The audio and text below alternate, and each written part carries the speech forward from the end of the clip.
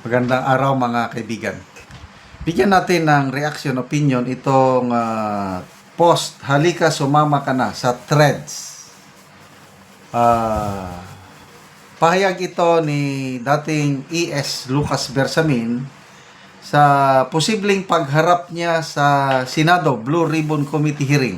Sabi dito, Lucas Bersamin hindi haharap sa Senado. Sabi niya, idemanda nyo na lang ako.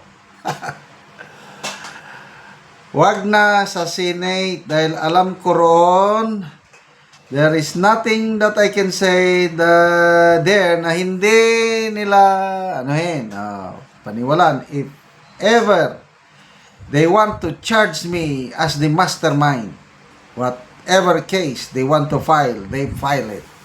So, anong pag-intindi ko nito? Wala siyang tiwala sa Blue Ribbon Committee hearing ni Senator Lacson. Yun ang dating sa akin. I don't know kung ano ba talaga, bakit ayaw niyang humarap sa Blue Ribbon Committee hearing. Ano sa tingin nyo? Bakit ayaw ng dating executive secretary na humarap sa Kasi nga naman, ito, opinion ko lang ito Kung ibase mo sa mga pahayag ni Senator Lacson, talagang todo depensa siya sa Pangulo. Well, there is nothing wrong kung depensahan mo ang Pangulo. Parte yan ng political exercise. Aliado Ang problema, yung public perception. Kaya may mga taong bayan nang tingin nila kay Senator Lacson palace spokesperson na siya.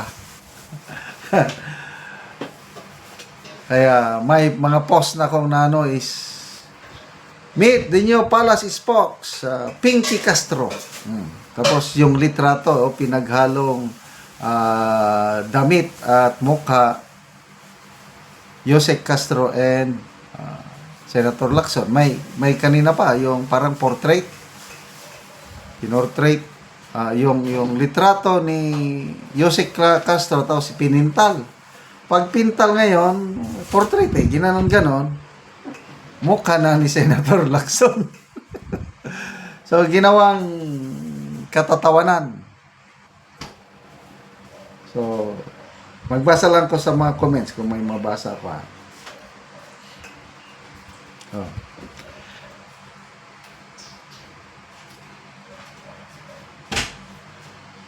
Okay. Paano ba ito? Wala namang comments. Nasaan bang mga comments? Javier Carr, sabi niya, tama naman si former Chief Justice. Gigisahin nila Tota, Senator, Pisot, Lacson, Tulfo, Hontiveros. Ano sila? Hilo? Yun. Pumabor. Benro 55. The Congress should always bear in mind that whenever they invite or summon a resource person, it should be in aid of legislation. Do not act as if you are replacing a trial court. Merong statement. Sino bang nagsabi nito Si Senior Associate Justice Marvic Lunen. Ito ang sinasabi niya na kahit gaano kaganda ang intention ng mga lawmakers sa pag-imbestiga ng mga kung ano-ano dyan, hindi nyo trabaho. Hindi kayo trial institution. Ang tanging binigyan ng kapangyarihan ng konstitusyon na mag-try kung guilty o hindi ang isang tao, it's only the judiciary. Huwag nyo kaming agawan ng trabaho, parang gano'n ang sinasabi ng Senior Associate Justice Marvic Lunen.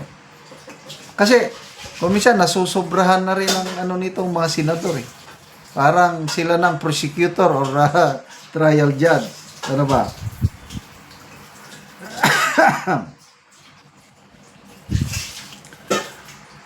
Nico Lim Blanco. Correct. Kasi sa Senado parang tagal mag-investigate lalo na sila Senador Tito at Ping. Dami diversion tactics, hindi straight to the point.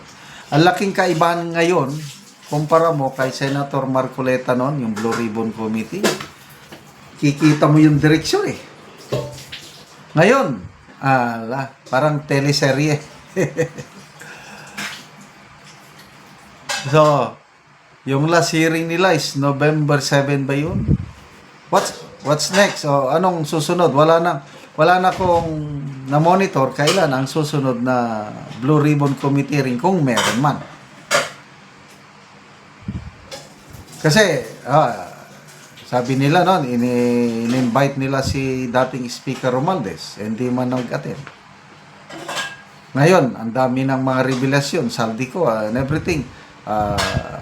In a way, indirectly, inamin na ni Senator Lacson na tama yung aligasyon ni Saldico na ang mayroong pinasingit ng Malacanang na 100 billion sa budget. So, inamin, pinag-aralan ni Senator Lacson yung dokumento na nilabas ni Saldico, namin niya meron ngang insertion, kailang ang kickback hindi napunta sa Pangulo. Yun. Nag-conclude na siya kagad. Nagturo na siya ng mga tao na Pangandaman at Bersamin ang tumanggap. Malinis ang Pangulo. Nakakatawa yung, yung mga ibang statements niya na nanawagan siya sa taong bayan. Huwag nyo namang abusuhin ang gininto ang puso ng Pangulo. Masyado daw mabait ang Pangulo. Kaya sabi niya, ang Pangulo kailangan niya ng bastonero. Ano yung bastonero? Term namin yan sa military na yung kinakatakutan sa company, yung unit company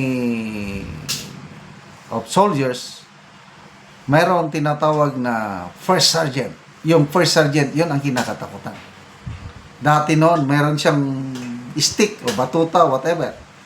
Pag pumito ang first sergeant, kuripas kami ng takbo, formation, whatever, kasi takot kami sa bastonero. Yan ang kailangan daw ng Pangulo, bastonero.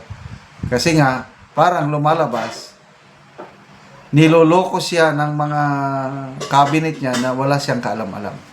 Kaya sabi ni Professor Winnie Monsod na parang tingin ni Senator Lacson sa Pangulo, napaka-inefficient at stupid dahil hindi niya alam ang nangyayari sa kanyang gabinete at sa budget. Okay, salamat mga kaibigan sa inyong pagsubaybay sa ating channel.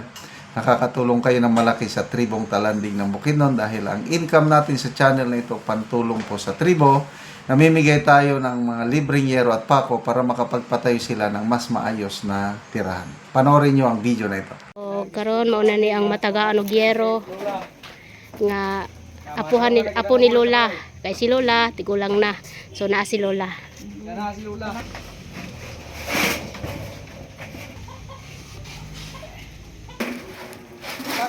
So nagtinabanga sila sa balay ni Lola. So nagpatindog si Lola sa iyang balay, iyang abuhan.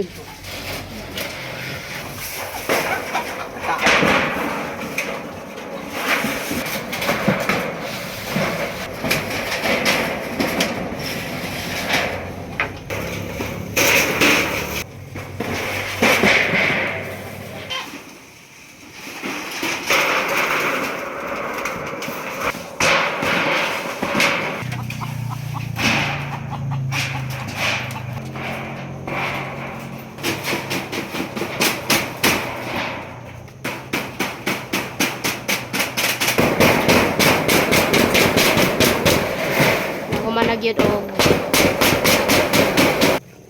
so nahuman nagyod ang abuhan ni Lola nga gipatindog niya human nagyod og atop so nindot na dili na gituluan si Lola. Salamat Ginoo. Si Lola. So pila na imong edad la? Mag-86 na. So 86 na si Lola. So natarungan na ang imong balay Lola, tanawa. So nindot na kaayo. So si Lola 86 na ang iyang edad og dako kay ang pasalamat. Unta nga daghang pa ang matabangan ni sir ni Ginoo. Nasama ka nako. Oo, Lola. Salamat kay Nuho. Matusab sir ng sponsor ni ini. Tabangan ako sa Ginoo labira ka sir.